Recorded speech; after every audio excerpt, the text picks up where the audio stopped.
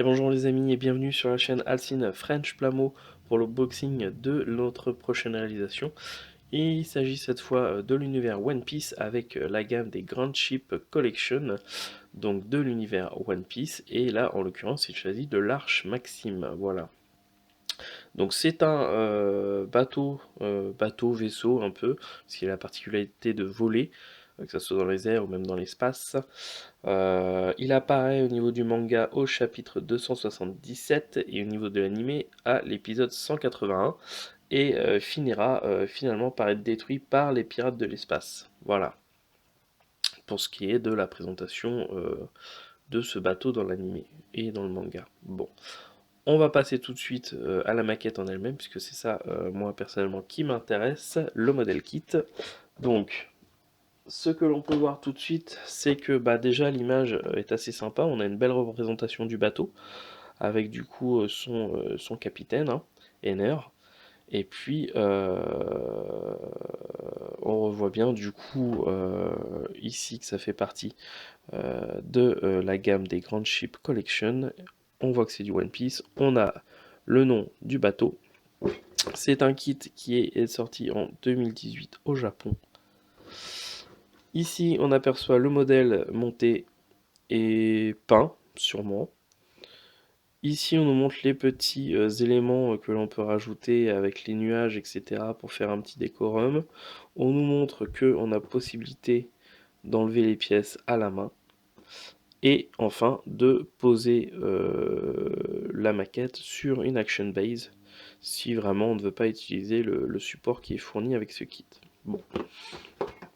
C'est le numéro 14 de cette gamme de maquettes. Ici, on a une petite présentation du bateau. Ici, on revoit notre modèle posé sur un support. Les numéros 10, 11, 12 et 13 de la gamme. Et enfin, c'est un kit qui est sorti au prix de 1700 yens au Japon, soit à peu près 15-16 euros. Voilà. On va voir ce qu'il y a à l'intérieur.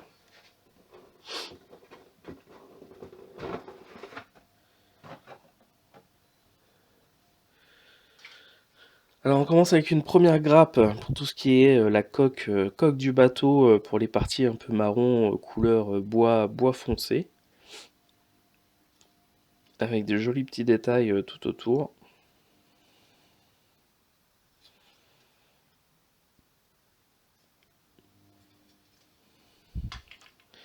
Ensuite, nous allons avoir une grappe qui va comporter le support du bateau et puis les petits éléments de décorum pour simuler, je crois que c'est pour simuler les nuages, hein, puisque c'est un bateau qui vole dans le ciel.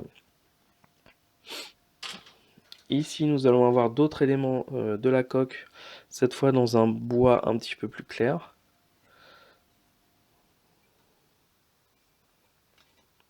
Donc ici le devant.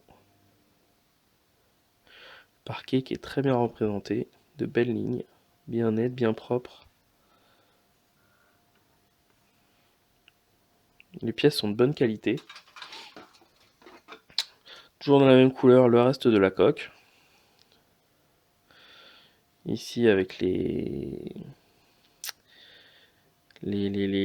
ne sais plus le nom. J'allais dire les pagaies, mais non. Les rames, pardon. Voilà, les rames du bateau. Les éléments qui sont sur le côté.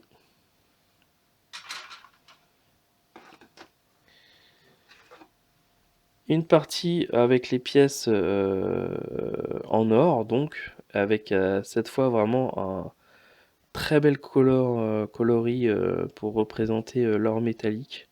Là-dessus, franchement, pour le coup, on a vraiment des pièces magnifiques. Vraiment une couleur or très très belle, très brillante. Donc absolument rien à dire. Et là, on n'est pas du tout sur le jaune un peu moutarde qu'on peut avoir parfois sur certains kits. Là, c'est vraiment très joli. Donc quelqu'un qui fait du no paint, on a parfaitement la représentation des pièces du bateau censées être en or. Là, franchement, c'est vraiment nickel de chez nickel. Très très beau. Et enfin, on termine avec une dernière grappe avec les éléments un peu bleu métallique des hélices. Quelques éléments du bateau, mais alors je ne saurais pas dire lesquelles. Quelques pièces transparentes qui, je crois, font partie du support. Et puis voilà, au niveau des grappes, on a fait le tour. On va avoir une planche de stickers pour les signes sur l'arche. Et puis une autre petite plaquette de stickers pour représenter notamment la porte d'entrée et un autre élément. La notice de montage.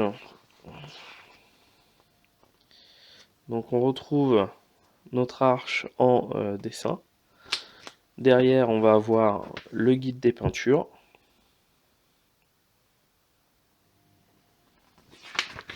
Et puis au niveau du montage, donc ça commence ici avec le détaillage des grappes. On commence le montage par la coque du bateau.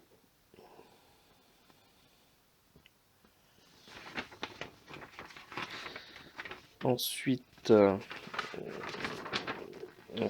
voilà, on prend dans ce sens-là. Donc ensuite, c'est le dessus du bateau.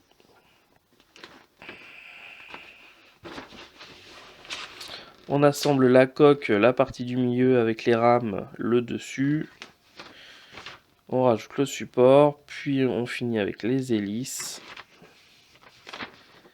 Et enfin, les éléments, soit les petits nuages tout autour, le support normal ou l'utilisation d'une action base.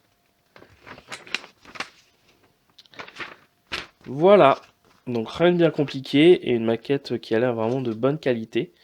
Donc je vais monter tout ça en no paint dans un premier temps pour vous montrer un peu la review et puis du coup ensuite cette maquette repassera par la case peinture. Voilà, donc je vous dis à bientôt pour une prochaine vidéo qui sera donc probablement la review de ce kit. Ah ciao tout le monde!